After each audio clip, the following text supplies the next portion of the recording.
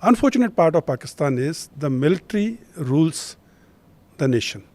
In the olden days, they used to say the three A's which are ruling Pakistan: America, Allah and Army. Pakistan Army was considered the savior of Pakistan. The only army in the world which has lost all the wars it has fought so far. I still remember people telling me, Toba, Toba, Toba, Toba, Toba. जो गुर्बत है वहाँ पे. So they now know the reality of Pakistan occupied Kashmir and Kashmiri people under the rule of Punjabi Muslimans. You know, it's not important to die for your country. It's more important that you make the other person die for his country. To make sure my nation wins. Problem Pakistan is facing is the ego, the military. That हम तो हिंदुस्तान के साथ हम व्यापार नहीं करेंगे. When G20 is happening, I am very sure everything will go peaceful. But Pakistan as a rogue nation will not stop at anything to discredit India. The whole ecosystem was surviving on terrorism. They were not bothered किसका बच्चा मरता है, किसका बच्चा नहीं मरता है. They were only bothered that this thing should continue so that they remain relevant. Ma'am उन सब की दुकान बंद हो गई. Suddenly one fine morning on 5th of August 2019, shutter down. Namaste, Jai Hind. Welcome to another edition of ANI Podcast with Smita Prakash. Today I have with me Lieutenant General Dhillon. He is no stranger to the podcast. Thank you, sir, for being part of this show. If you haven't seen a podcast that I've had earlier with General Dhillon, he was one of the first guests on the show. And we had a very interesting conversation. His book was just about to come out then. And if you haven't read the book, please do read the book. If you haven't seen the earlier show, please do see the earlier show. We talked about his life and his career, his very illustrious career that he's led in the Indian Army. Now Lieutenant General is retired and leading a supposedly relaxed life, but not really. And do follow him on social media. He is very active on Twitter. We talked in the earlier episode about Kashmir, about his life there, about security situation. Today, General Sahab, I want to talk to you about the situation in Pakistan, its impact that it could have on national security in India and this region. There's one section of our polity, of those who watch national security, who are thrilled with what's happening there and feel that Pakistan deserves this after all that they've done, after all that the Pakistan army has done to India, the implosion that is happening in the civil-military relationship, good that it's happening. There's another section which feels that hold your horses, it's not all that great because it could have a negative impact on India too. So with all the experience that you have had commanding forces in our borders, keeping our borders safe, could you tell me what is your reading of this? Thank you, ma'am. And it's an honor again to be on podcast with you. Talking about Pakistan. Pakistan, like we all know, is an enigma. And a lot of people who talk about Pakistan, who observe Pakistan, who read Pakistan, they have their own views, as very rightly expressed by you. But as a person, I would like to believe a stable neighborhood, a peaceful neighborhood, a progressive neighborhood, and a very, very friendly neighborhood is in everyone's interest, may it be a mohalla, may it be a nation. Having said that, you use the words like Pakistan probably deserved it and things like that. Yes, ma'am, they have their internal issues. They have been a rogue state in the region. They have transported terror, they have transported narcotics, they have killed the generations in their neighborhood by terror and narcotics. In return, they also have suffered. Notwithstanding all that, we as an elderly neighbor, as a big brother, as a fifth largest economy, and after all Pakistan, and we share a lot of culture, history, traditions, language, commonalities are tremendous. We would like Pakistan to be stable country. Look at Bangladesh. It got formed out of Pakistan, and within few decades, it overtook Pakistan in a lot of things, including their GDP and economic indices. So Pakistan also needs to look inside and need to improve their management of their politics, their diplomacy, their military, and their economy. Unfortunate part of Pakistan is the military rules the nation. In the olden days, they used to say the three A's which are ruling Pakistan: America, Allah, and Army, and not necessarily in the same order. So the order of priority for these three A's keeps shifting. But what's happening in Pakistan now with Mr. Imran Khan having been removed, Mr. Shahbaz Sharif having come in, Imran Khan arrested for a short while, he is likely to be arrested again. Then Mr. Fawad Chaudhry running out of his vehicle. Imagine a leader, the PTI workers, who protested in support of their leader Imran Khan when he was arrested. Thousands of them are in jail. And Mr. Fawad Chaudhry, another big mouth in PTI, who used to talk about Kashmir and who used to talk about jihad and talk about leadership and leading the men. He ran away when his own followers and all party men are in the jail. He does not want to go to jail himself, but only wants his men to go to jail. Same is true for Pakistan as a nation. All the military leaders, all the politicians, all the children are studying abroad. They don't want them to get into jihad. They want a common Pakistani son to die in Kashmir. They want a common Kashmiri son to die in Kashmir. And they want common innocent civilians to die in Kashmir. So this state is actually going down the drain. I always say there are 4 pillars on which you sort of rate a nation's standing: economy, diplomacy, politics, and military. Economy, we all know what state Pakistan is in, the type of debts and the CPEC money which they have to return. Diplomacy, no one stood with Pakistan even when Article 370 was abrogated. So much to talk about their diplomacy. Their politics, we just discussed what's happening, and their military. This is for the first time in Pakistan, a new chapter has been written. Till now, we were only limited to ye jo dahshatgardi hai, iske piche vardi hai. Now today, they're actually attacking the military installations. They're attacking the residences. They're attacking the military people. So this type of a thing to happen in a country like Pakistan, where military rules with an iron fist, was unheard of.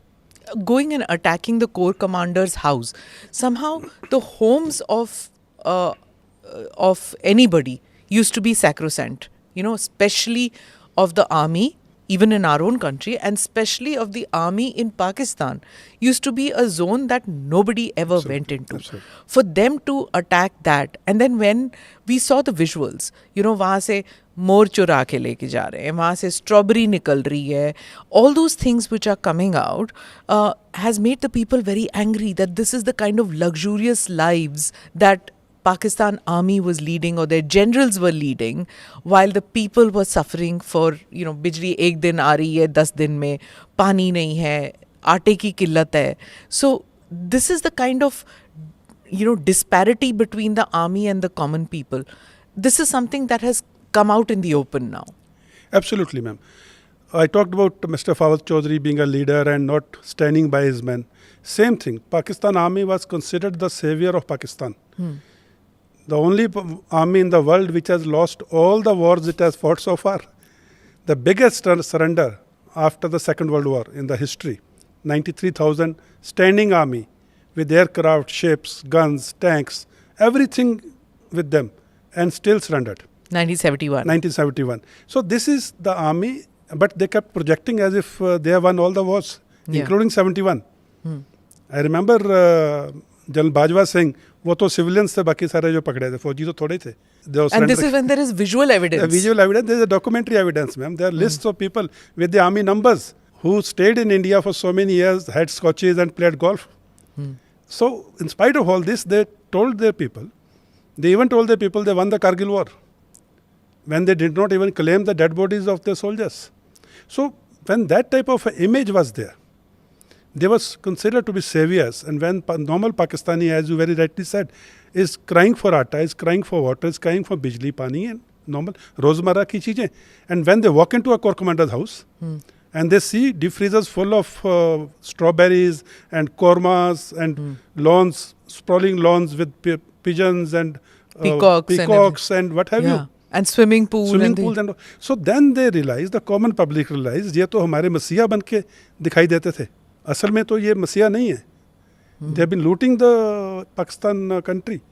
Look at the pizza chains abroad. So all those things have now come out in the open, and thanks to the social media, thanks to the internet, thanks to the connected world, the truth is in front of the public now. So the 3 A's that you talked about, which it used to be something that people would joke about, but there was a truth to it. So all three A's betrayed Pakistan, you feel? Or should a country or should a people of a country not rely on an outside factor? You should apni kshamta pe vishwas rakhna chahiye. Ma'am, we became independent in the same time. Both the countries tried to build the base for themselves, self-reliance and what have we. Look at where India has come, in spite of our population, in spite of our internal fault lines. Whereas Pakistan was made on the theory of two-nation theory. That means there should not have been any fault lines within. We are a multilingual, multi-religious, multi-community society. We have grown so well, in spite of our fault lines, I am repeating this. Whereas that country, which was supposed to have no fault lines, has deeper fault lines as compared to us. The Shias, the Sunnis, the Ahmadiyas and what have you. They're fighting with each other, killing each other. So a country took a wrong turn. And courtesy is one of the A's, the army. Here in India, the army is subservient to the civil government, the democratically elected government. We have had elections, we have had change of parties at the center, at the state. Never have we had a case wherein someone has to be put in a jail or someone has to be dragged out of the office or someone has to run away into the court complex. So two countries, the maturity levels are different, our visions are different. For a country like India, our visions are 40 years hence. Their vision is starting and finishing at Kashmir. For us, Kashmir is just about one part of our issues. For them, Kashmir is everything. You've been in Kashmir for so many years. You've been in a leadership position out there. Do you feel that they could, whatever their troubles, could they ever abandon their so-called Kashmir cause? Ma'am, one thing which has happened after 5th of August 2019, that is abrogation of Article 370. Probably some Kashmiris had this feeling that if something major happens, Pakistan will always stand by us. Pakistan will always support us. Now when thing as big as Article 370 abrogation happened and Pakistan did nothing, could do nothing, that is when the bluff was called. Only thing which Mr. Imran Khan, that time Prime Minister said, 11 बजे धूप में खड़े होंगे शुक्रवार को. वो भी I think 1-2 दिन के बाद में खत्म हो गया. So what happened in Kashmir is today again, thanks to internet, thanks to social media. Ma'am, if I can take a little time, what happened in Kashmir was, 1990 was the time when Indian economy opened up and our household people started earning more. The multinational corporations came in, the jobs came in, and India started the growth path towards a better economic health. 1990 or 89, 88 was the time when terrorism came into Kashmir. So last 35 years, here is a country which is on the economic boom side, and here is a part of that country, the state of Jammu and Kashmir, which was on the downward trend because of terrorism perpetrated by Pakistan. Another thing which happened was when Kashmiri Pandits, I'll take one by one and then I'll come to the wholesome sort of outcome. The Kashmiri Pandits, when they were thrown out of Kashmir in 1989 and 90s, that is when the Kashmiri education system crumbled. Kashmiri Pandits were primary teachers, middle school teachers, higher secondary, university, and the schools in the far-flung areas were made of wood those days. Terrorists burned down those schools, saying that army stays in these as camps. So there are no schools, there were no teachers. The students could not get proper education. But the respective governments, or you can say consecutive governments, one after another, kept promoting these children without having gone to the school. Then came the Hartali Dor or the Hartals by Hurriyat. 280 days out of 365 schools used to be closed because on some pretext or the other, on some calendar or the other, the Hartal used to be called.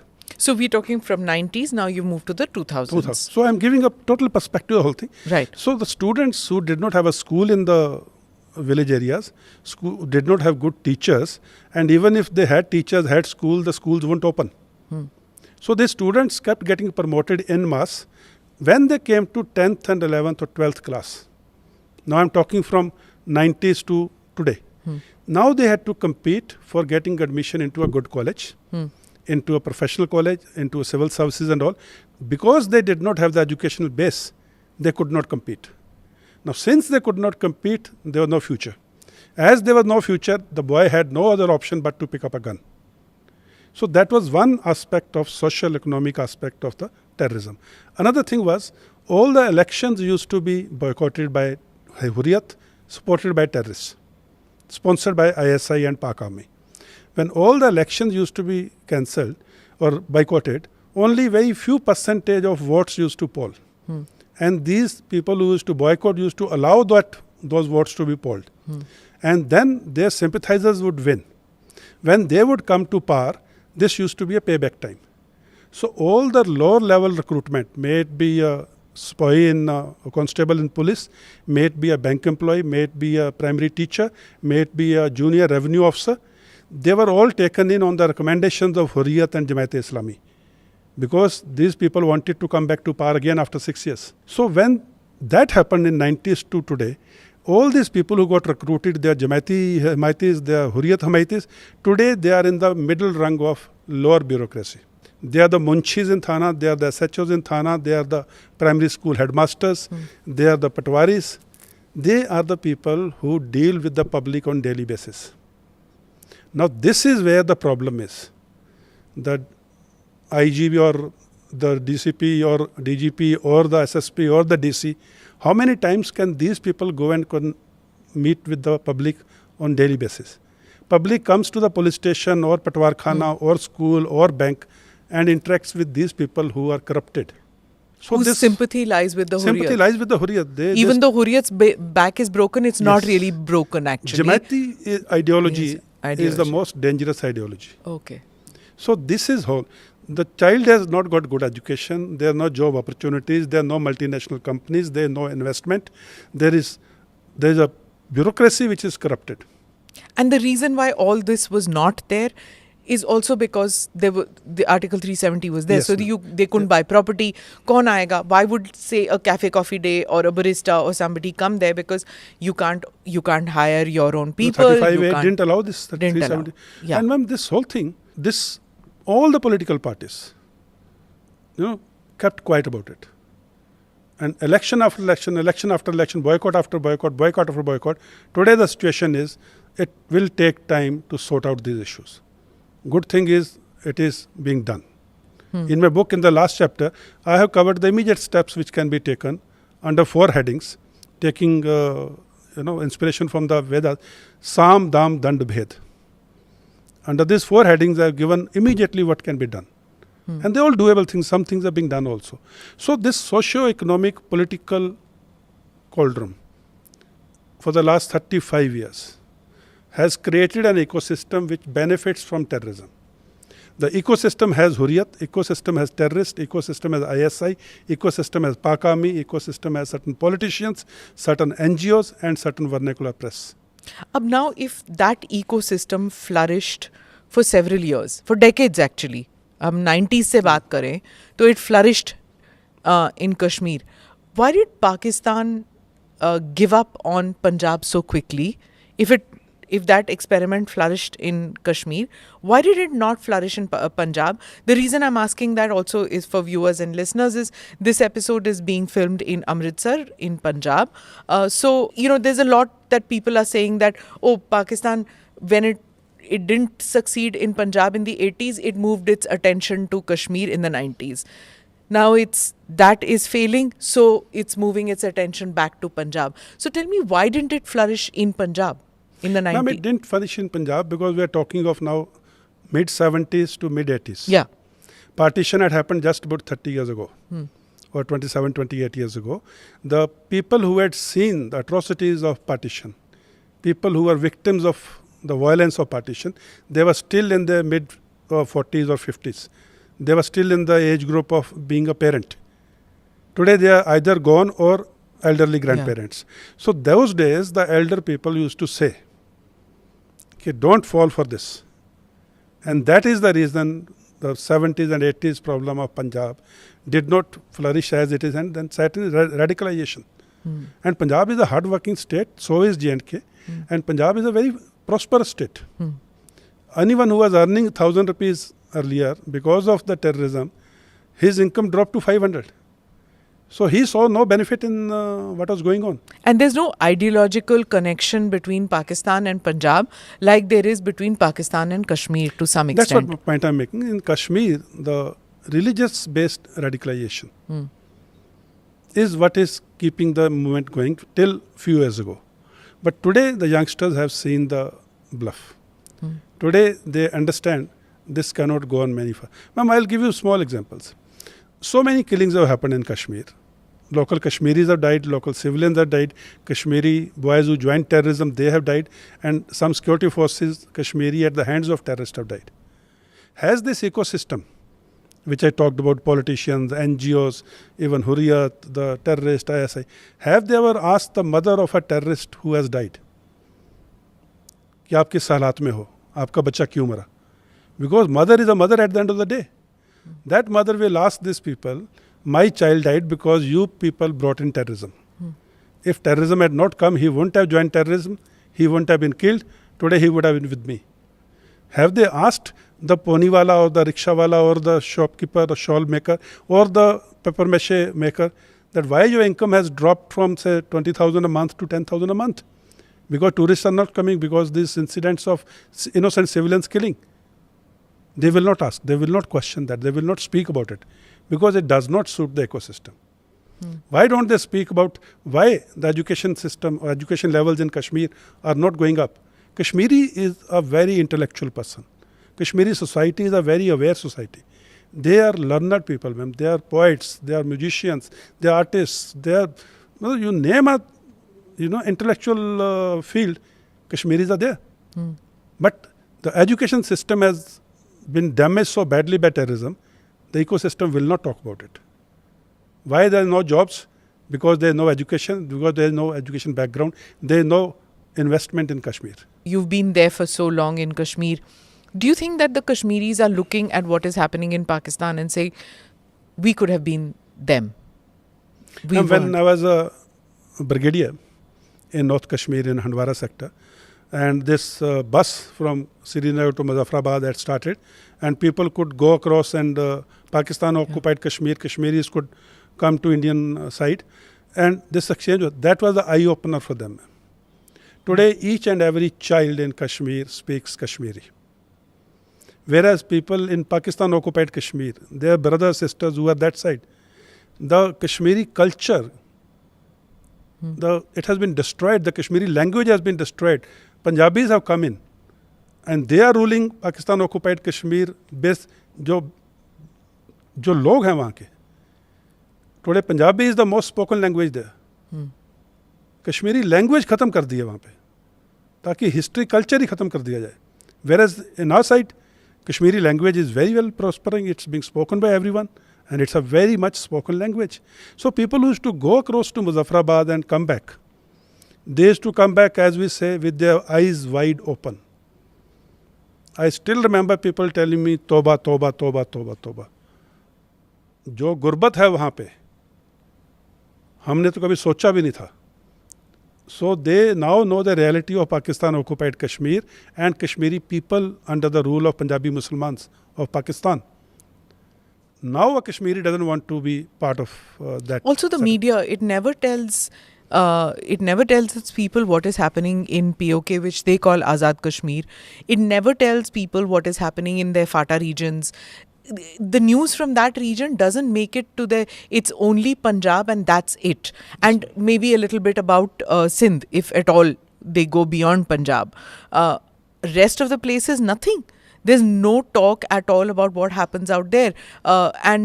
So I want to come back to what you had said in the first answer to my question, where you said that India would want, or Indians should want, a stable region around here. But sir, you spent decades in the Indian Army and your adversary was Pakistan.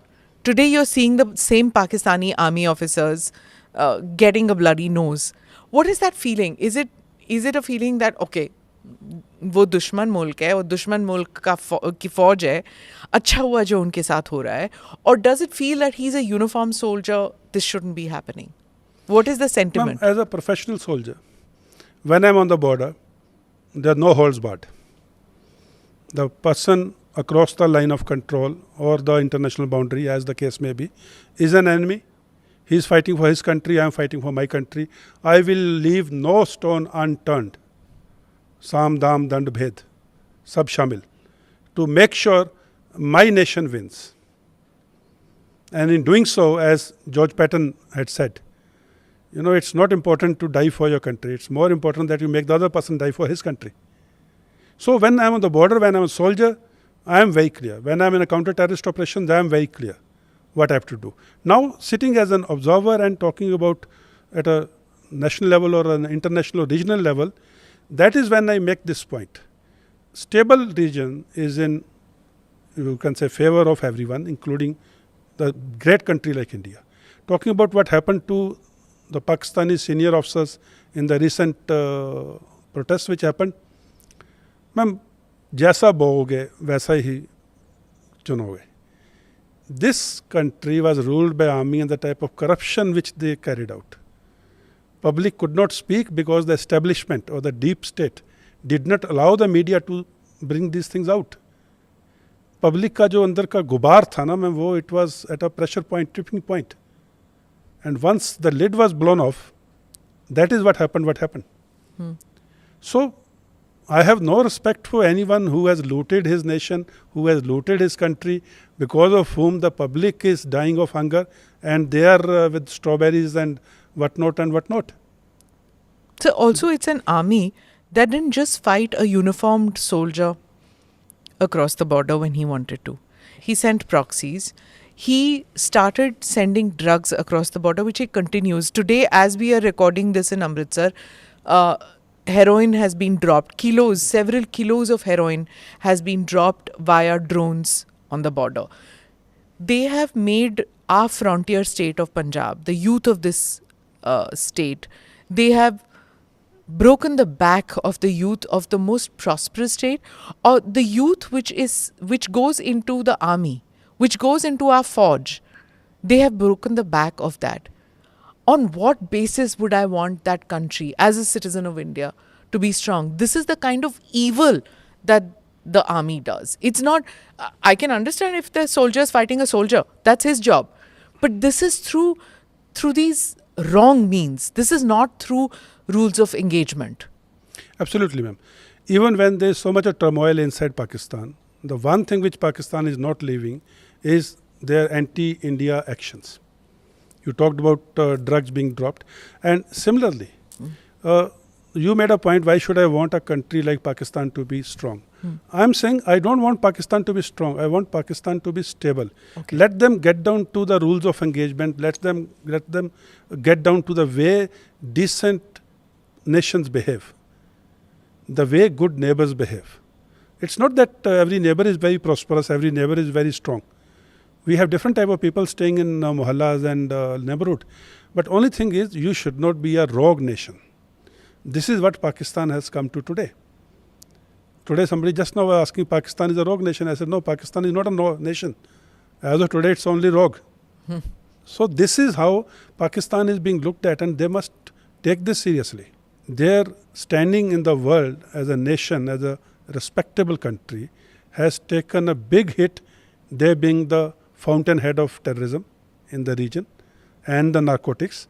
And now this unrest, which multinational company would come to do a business in a nation like this where they don't even know, like Honda, that Audi car showroom was burned down.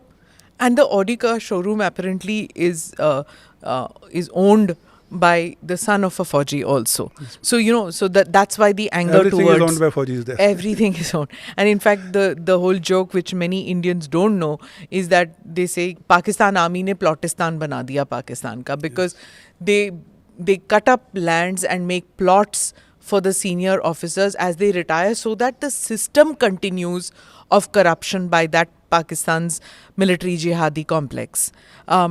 To come back to the question that I asked you about Punjab being a frontier state, and how dangerous is this for the states of Punjab, Rajasthan, for Kashmir, even for Gujarat, all the frontier states, all those which share a border with Pakistan, how dangerous is it in terms of national security?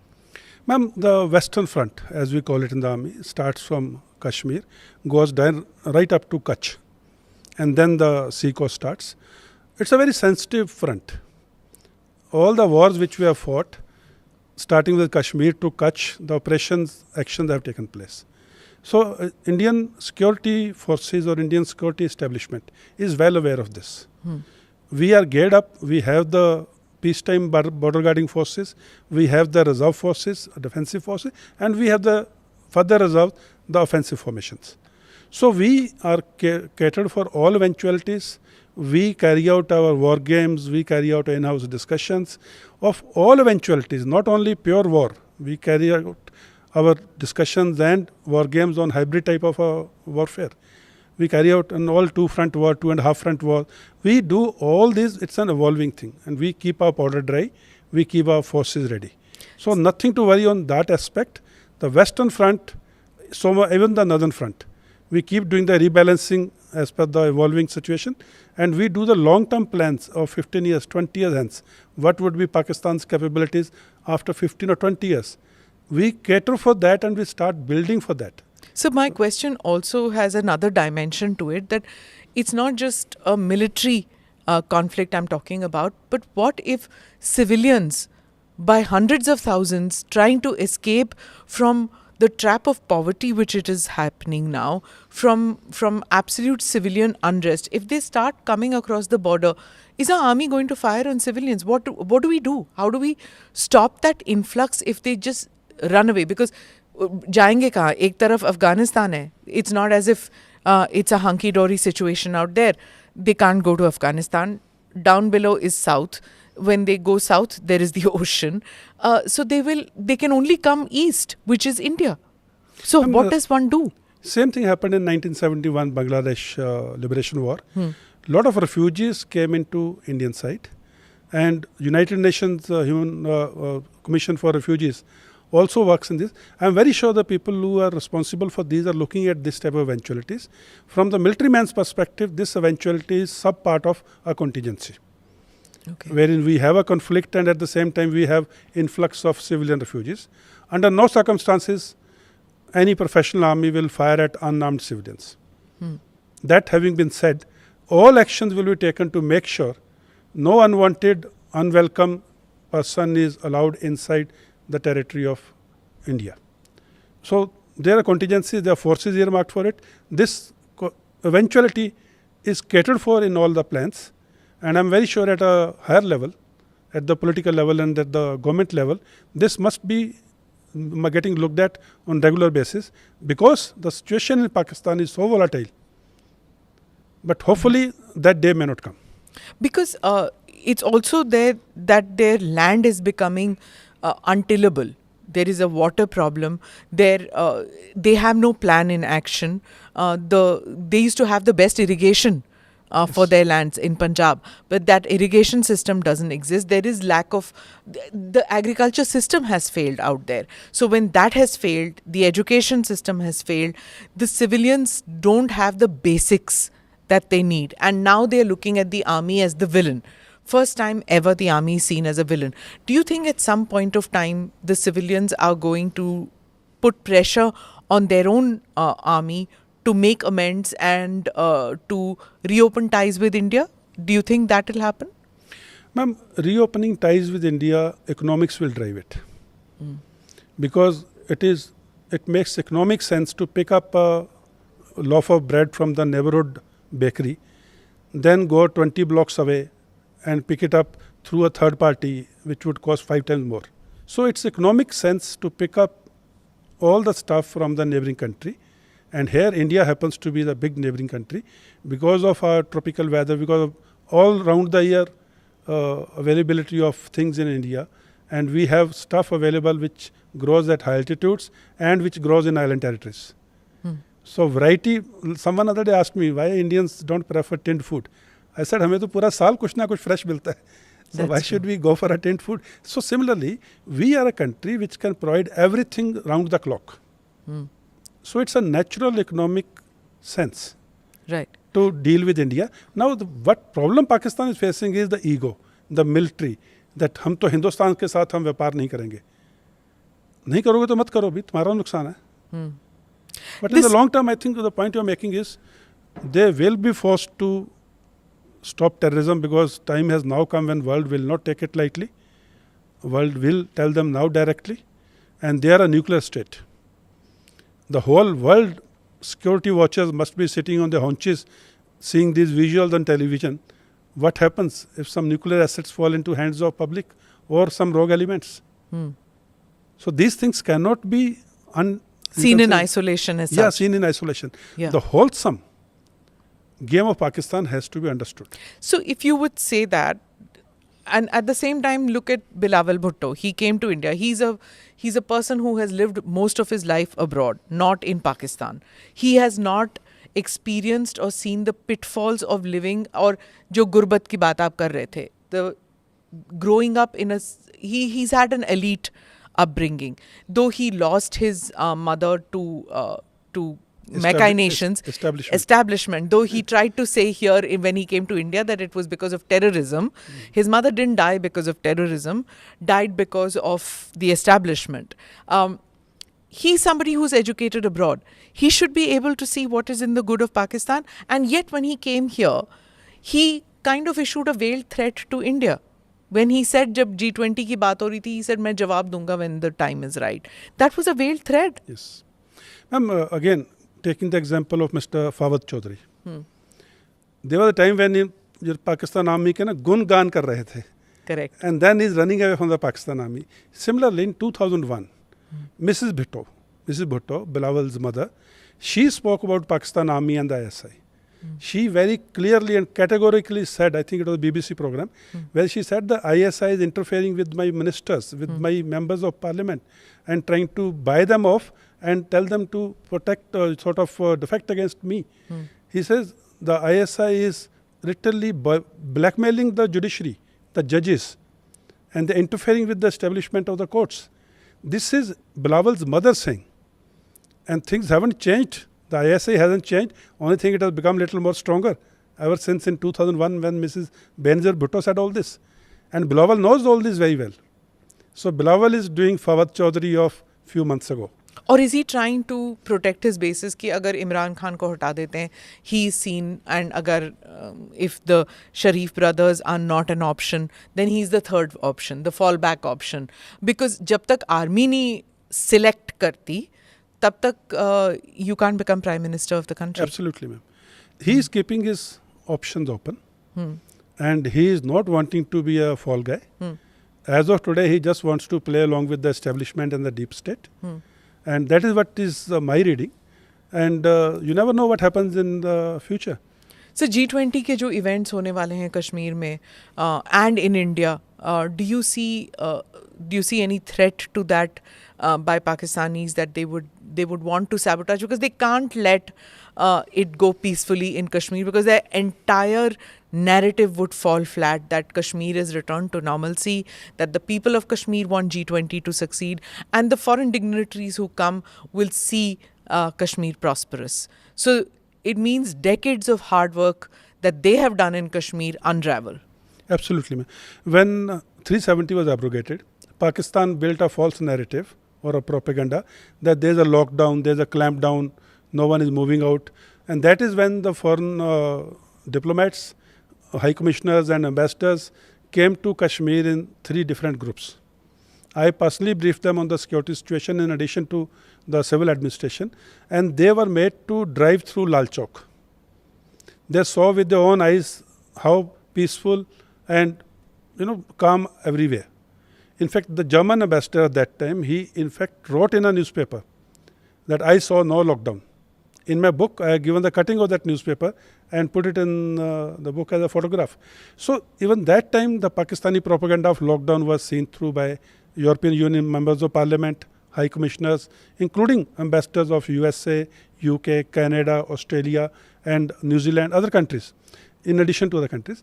So now, when G20 is happening, and it's a good thing the government has decided to hold some events in Kashmir, and they will see for themselves how peaceful Kashmir is. Having said that, Pakistan retains the capability to carry out isolated terrorist acts against innocent civilians.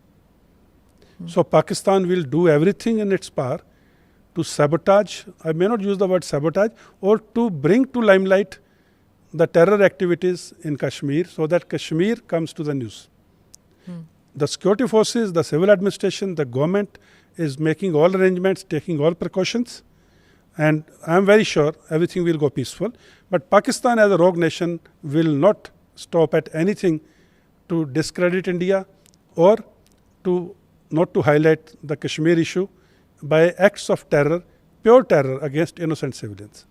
So I had Sushant Sareen on the show a couple of weeks back, and he was saying that India has to be prepared, that like Israel is, India has to be prepared that we are going to be in a constant state of conflict with Pakistan. Not maybe a declared war, but they are never going to accept or be at peace with India. So somewhere in the Indian mindset has to be ready and accept that situation. Sushant is a good friend. I would like to look at it in a more optimistic way. West Germany, East Germany united. Today they are a very strong nation in the European Union. I am not looking at India, Pakistan uniting. Thank you. But because you just got me very worried when you were saying that. I said, ये conversation किस direction में जा रहा है? I am looking at Pakistan having learnt its lessons, the world, you can say, telling Pakistan to stop this nonsense at some stage in the future. Interim period, I agree with Sushant, we might have to live with that. But I think at some stage, more sensible people will come and Pakistan would become a stable state. And this is a wish and a hope. So I look forward to a very positive things to unfold in the future. And otherwise, Pakistan has gone down quite a bit. Going further down would be doomsday for Pakistan. Right. So we're having this conversation after your book has been published. The earlier episode was done before the book was published.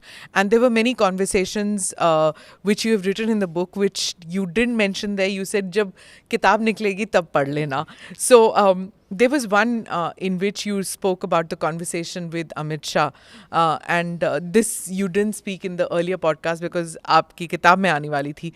In which you said, agar itihas likhna hai, to kisi ko itihas banana padega. That conversation, when you talked about Article 370, you must have had several conversations with the political leaders at that time. They must have asked you, what is it going to happen? When I asked you about this, when we did the podcast, you said that these conversations, which you told me off the record, you told me at that time that these conversations happened in very secret locations, you said. So tell me a little bit about these conversations. Ma'am, this was on 26th, 27th of June 2019. Approximately 40 days prior to abrogation of Article 370 on 5th of August, the same year. Shri Amarnath Ji Yatra was to commence on 1st of July. And Honorable Home Minister's visit to Kashmir, Jammu and Kashmir, happened on 26th and 27th of June. About few days, 4-5 days before the commencement of the Shri Amarnath Ji Yatra. So 26th June, there was a normal review of the security situation, other civil administration aspects, meeting with some political delegates. So in which everyone who's who of the J&K administration was there. I was there as a corps commander. So these meetings, the last meeting of security situation finished at 11:30, 12 in the night. So there was a general officer whose birthday was there that day. So then I went to wish him to his house, had a piece of cake, came back home by about 12:31. At about 2 o'clock in the night, intervening night of 26th and 27th June, I get a call that tomorrow morning, 7 o'clock, there is a breakfast meeting with the Home Minister. I said, okay. 3 o'clock, I get another call that Home Minister wants to know that what would you like to have for the breakfast. I said, jo sab khayenge, wo main bhi khaunga. They said, no, it's a one-on-one meeting and only you and the Home Minister will be there. Now that is when I got a little this thing. Anyway, 7 o'clock went for the meeting. There was a dhokla, there was aloo ka paranthas, there were all types of things. And on more serious note, then we started discussing. Home Minister had come very well prepared as to what all the questions or the answers he is looking for. He talked in great detail about if we do something, that time still I was not sure, if we do something, what can happen? What can happen in the internal situation? What can happen in the security forces, some local security forces? What can happen on the line of control? What are the options with Pakistan? How the civil unrest can happen? Because if you remember, some former chief ministers had said, खून की नदियाँ बह जाएंगी, तिरंगे को कंधा देने वाला कोई नहीं होगा, mutiny हो जाएगी. So all these issues were discussed, and as to what can, and all contingencies were also discussed. What if this happens, then how will we handle it, and what is the upper level of violence which can happen, and other things. So finally, to cut the long story short, finally he asked me, so जिम्मेवारी किसकी होगी? मतलब who will be responsible if? I said, sir, I assure you, nothing will go wrong. And then I made a statement which you referred to. I said, sir, अगर इतिहास लिखना है, तो किसी ना किसी को तो इतिहास बनाना पड़ेगा. You have to make history or create history to write history. So he appreciated this phrase, and that is when I got back, and then we started working for the preparations which I had written in great detail in my book. So this meeting with the Home Minister, which was one-on-one, and after this the preparations had to go on to maintain peace. At the same time, the maintain confidentiality of what's coming. I always say only 2.5 people in Kashmir knew what's going to happen. So this meeting was just one-on-one, you and Amit Shah ji? Ji, there was no note taker? No, nothing. Nobody else was there. Only the two of us. So isme a couple of things I want to ask you is that one, what gave you the confidence to tell him that leave it to me or whatever? I mean, security forces. Yeah. It'll be their responsibility. One, what gave you that confidence? Two, did you ask him for numbers? Like, did you tell him, I want this for it to be peaceful? Itne log chahiye, itne men chahiye, itne ammo chahiye, jo bhi chahiye. Did you give him a wish list of what you wanted? Three, I'll remind you of this incident which from my memory, which I remember Indira Gandhi supposed to have asked Sam Manik Shah as to when we can attack, and he told her not for the next 6 months. Yes. Because of weather, because of various operational reasons, and she wanted it done then and there, but she had to wait because her chief said it's not ready. They're not ready for it as yet, and she had to wait for it to happen. So these three things I wanted to ask you: confidence, what was your wish list, and three, did you give a time frame or did you tell them to give you a time frame? Ma'am, first of all, the confidence. I written about it in the book. The lot which happened prior to this meeting of 26th June. The killing of Zakir Musa, and between 26th of June and 5th of August. Zakir Musa got killed in last week of May. And the way as team security forces, which includes Army, JK Police, CRPF, intelligence agency, civil, we handled the situation so well. When the encounter was going on in the night of Zakir Musa, by morning first light, we were in control of things, and nothing happened. Like Burhanwani incidents and all that. And then few things happened between 26th of June and 5th of August, which again were a trial run for if something goes wrong. So my confidence grew from the way team security forces had been carrying out operations in the last few months, and the way we have been handling all the spark points or the flash points in total unison and total coordination. So that was one. Now coming to the wish list. Ma'am, everything was discussed on the line of control on the internal side. So there are no wish list. In fact, I gave assurance nothing will happen. At least I, from the Army's point of view, I am quite capable of doing things from within. And don't worry. I gave a time frame, a timeline of say number of days or number of weeks, which I will not have to ask you for anything. So that was the second part. And third is the point which you made of the timelines, and you referred to General Sam Manik Shah, later Field Marshal Manik Shah. In fact, at one point the discussion came out that everyone is recommending we do it in the winter months, so that the snow will be there, passes will be closed, Pakistan won't be able to do anything. I had a different take on this. My take was, if we do it in winter months, till then the confidentiality may not be maintained. So Pakistan would come to know. Secondly, in the winter months, the 3-4 months as it is remain peaceful because of snow, then we will get complacent and Pakistan will get time to prepare himself. My view was we do it earliest, have 3-4 months of campaigning season as we call it. If something has to go wrong, it will go wrong. Then we will have 3 to 4 months of winter time. When it's hard for Pakistan. When it's hard for Pakistan to pursue with whatever they've achieved. For us to consolidate, reassess the situation and reallocate our assets. And then we come back fresh in month of April. So my thinking was different than other inputs. I wanted it earliest. Take 3-4 months up to December. See the situation. Then reassess, reallocate. Then during winter months, consolidate. And fortunately, they took a decision, the government took a decision to do it on the 5th of August. And things fanned out as it is. Not a single civilian casualty for the 3 months post 5th of August at the hands of security forces. The most peaceful 3 months in the history of Kashmir terrorism of 33 years. So that is where we are very clear, and this is how the senior leadership, when they take decisions, they take inputs. Did you meet with Farooq Abdullah after that when he said this ki khoon ki nadiyan bahengi and there's no way that Kashmir will stay with India if it was ever to happen? Did you meet Farooq Abdullah after that? Ma'am, I have met Dr. Farooq Abdullah Sahab on various occasions, mostly on social occasions. Like iftar party of Governor Sahab. I had thrown an iftar party in the Corps headquarters, and Farooq Sahab came. He attended that iftar party as my guest. So I have been meeting Dr. Abdullah on numerous occasions. But after 5th of August, we didn't meet. You didn't. Do you think that the political establishment of Kashmir, it came as a shock to them that the kind of life that they have led, the kind of lives that they have led is over after this day? Now, not only the political establishment, Hurriyat also. the whole of ecosystem, which I talked about. The whole ecosystem was surviving on terrorism. They were not bothered kiska bacha marta hai, kiska bacha nahi marta hai.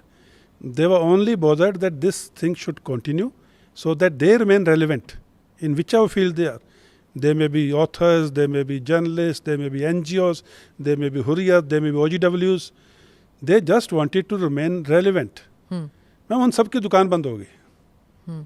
Suddenly one fine morning on 5th of August 2019, shutter down.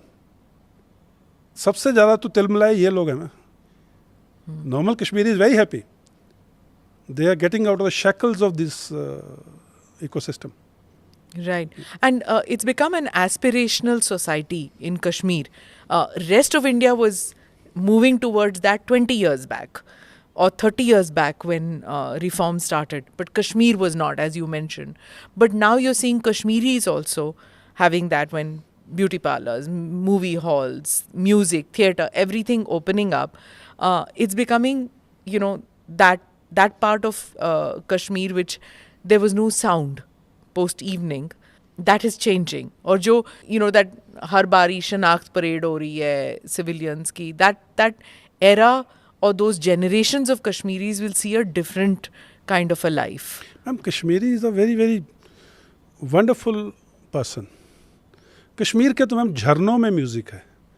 Kashmir की तो हवाओं में जिसको कहते हैं कि खुशबू है.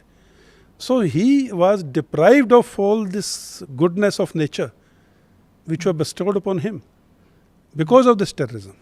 So on 5th of August 2019, a common Kashmiri saw a ray of hope and a good future for his child. In your book, since we didn't discuss the book in the earlier podcast, you've written about an incident which happened, a close shave that your cooks, when they misidentified you and wanted to shoot at you. Can you tell us about that, those who have not read the book? Well, there are a lot of anecdotes in the book, real life anecdotes, which tell you a lot of stories, a lot of lessons. Some of them are serious, some of them are funny. This one happened, ma'am, now we can say it's funny, but that time it was serious. I can imagine. So Yes. this happened in 1999, immediately after Kargil operations, and I was a major in Lolab. And I was senior major. Commanding officer had gone on leave, so I was the officiating commanding officer. A young captain had joined, I was in a Rashtriya Rifles unit. A young captain had joined, and he was posted in a company in South Lolab. Devar is the name of that village.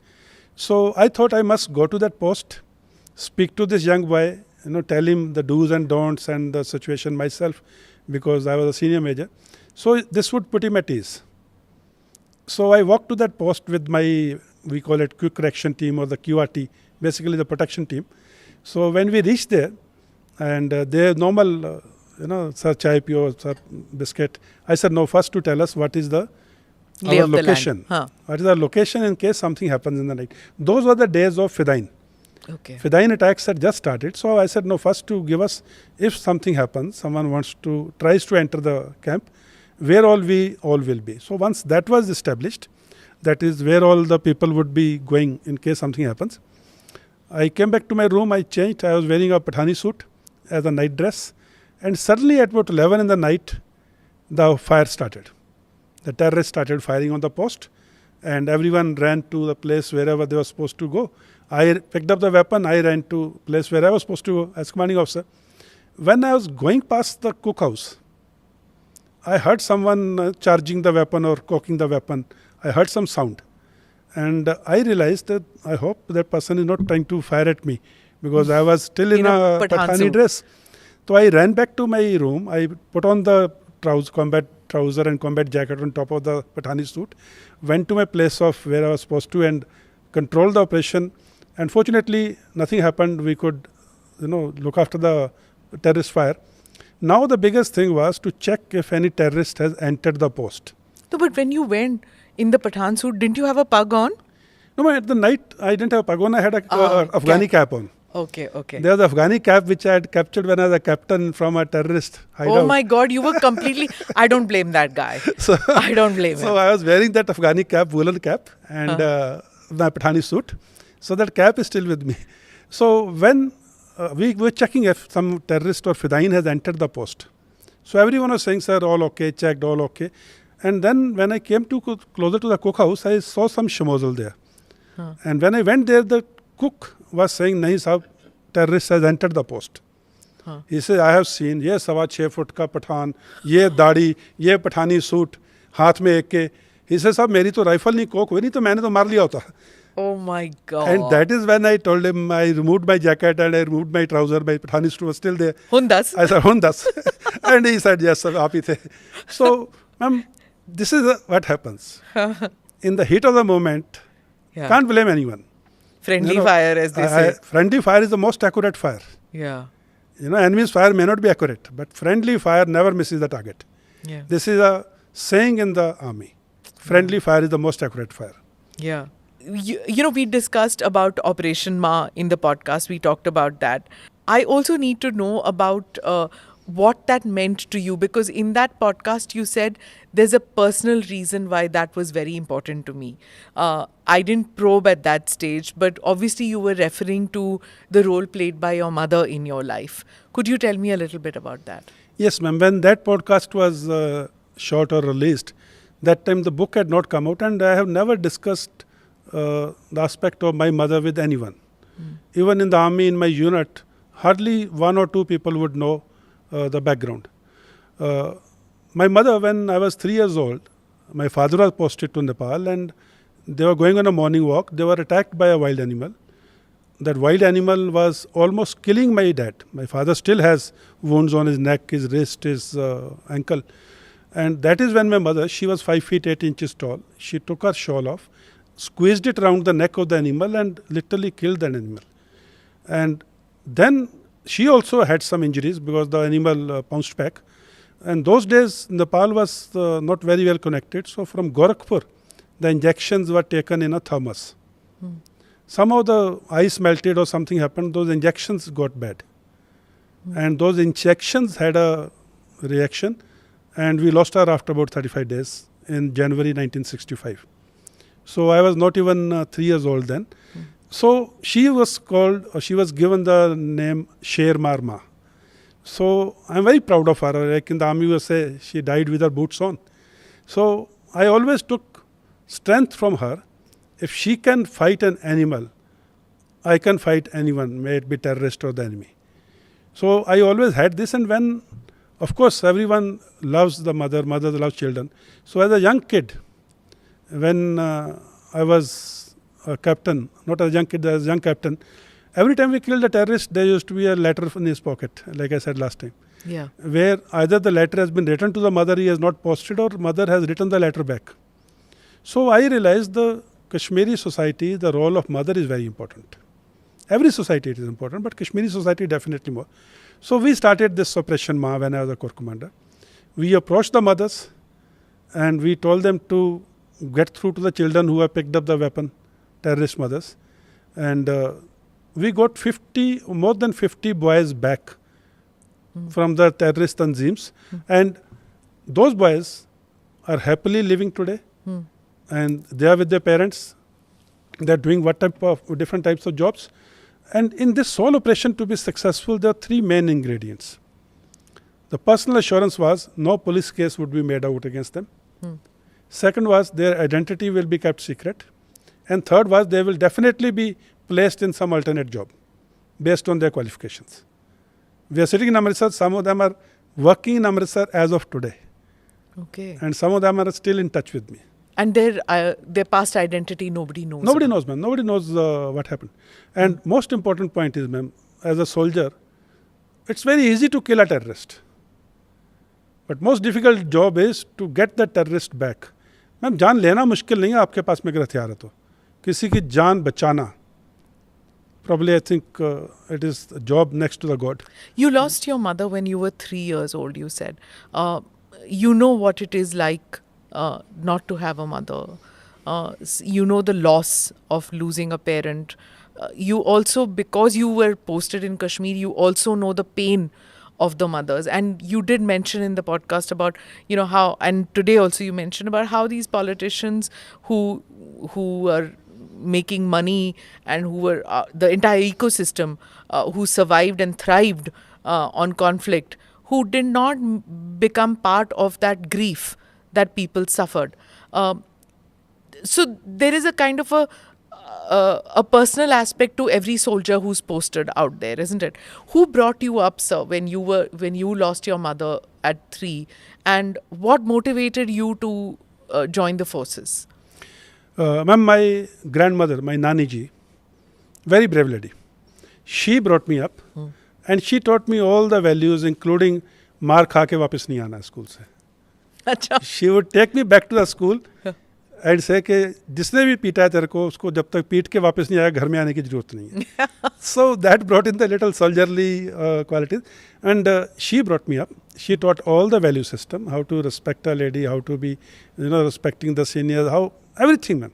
In my life, I owe it to my grandmother, and that is the first acknowledgement I make in my book. The 4 beautiful generations of beautiful women in my life.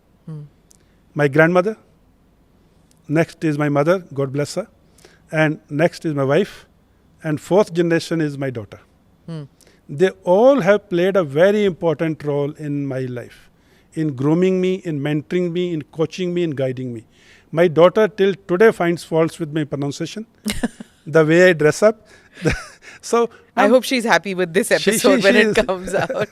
But you did mention about your wife and how it's the role played by Fauji wives. Many, there are books which have been written by many of the wives. The enormous contribution that wives of serving officers, not just officers, even of JCOs, NGOs, even they, the work that they do in keeping the home and hearth alive, in looking after families whose men have died on the lines. This support structure is extremely important in the services. Could you tell me a little bit about that? Ma'am, you talked about soldiers' wives looking after the families. I'll tell you 2 incidents, personal incidents. My wife has seen the death news of mine on the television twice. Oh gosh. Once when she was 8 months pregnant. The point which you made about they keep the family together. Ma'am, first time when she saw this news, I was a major in Lolab, same incident which we narrated about the cook. And a news came, another officer by similar name, he was killed in action there.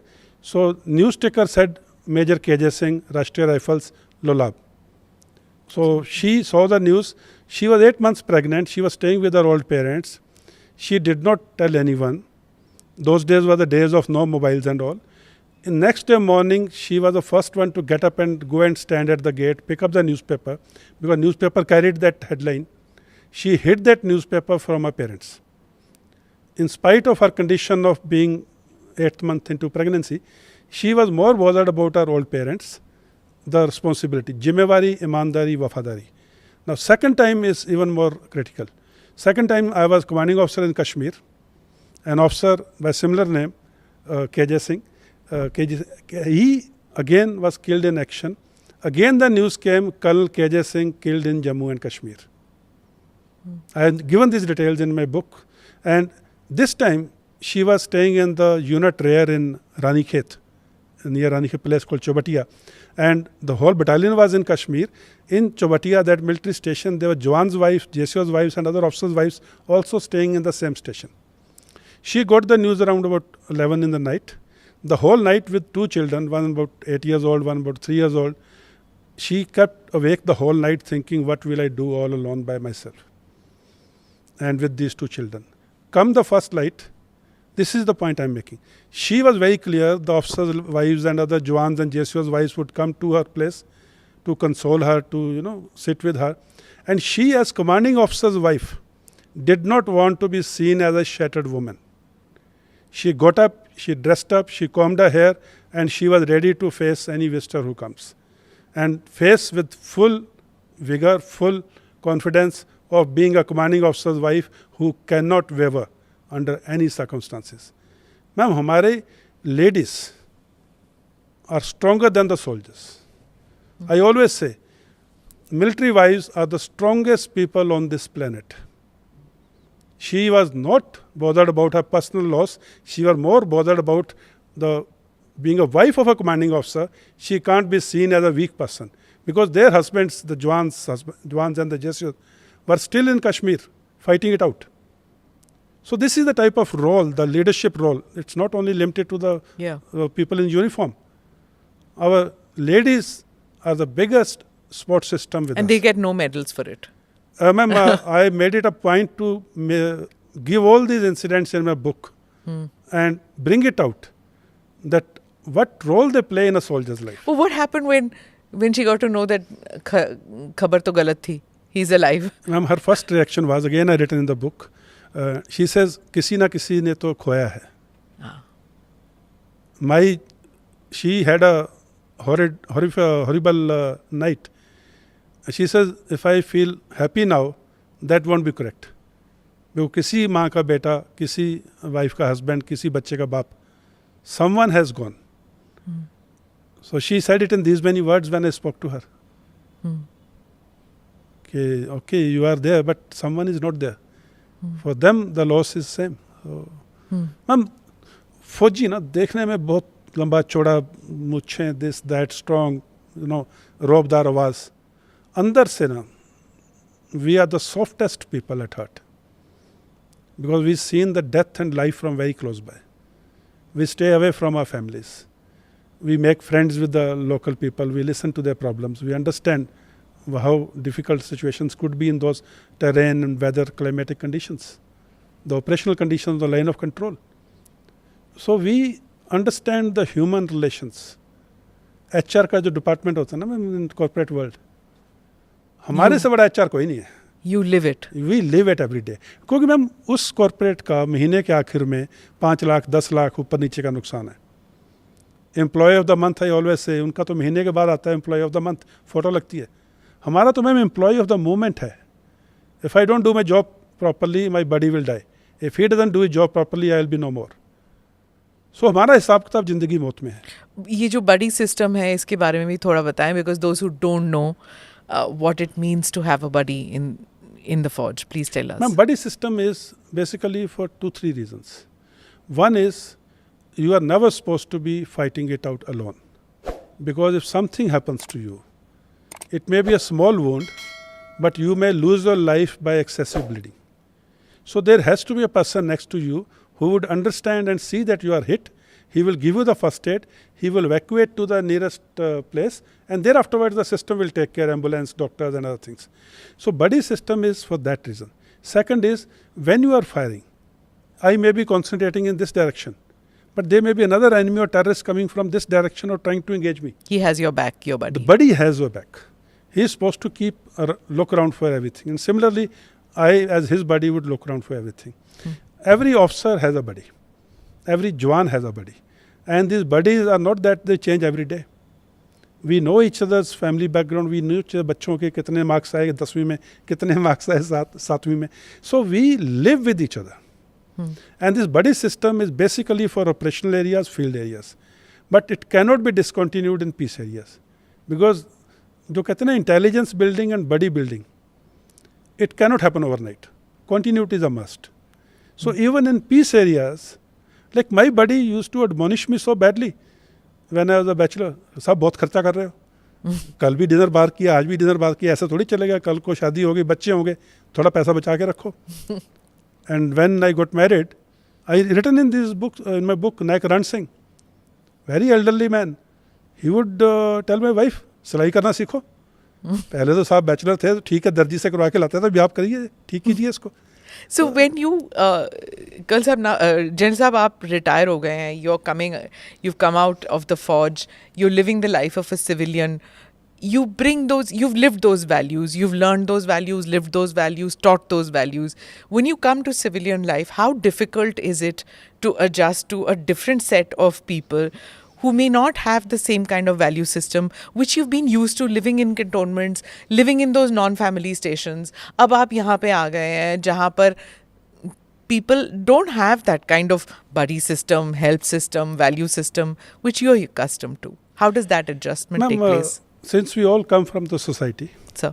And society is of all civilians, my father is civilian, my wife is civilian, my children are civilian. So we are aware of the society per se, but the point which you are making, I am enjoying my life, I am enjoying the civilian environment. मैं सब्जी लेने जाता हूँ, थैला पकड़ के.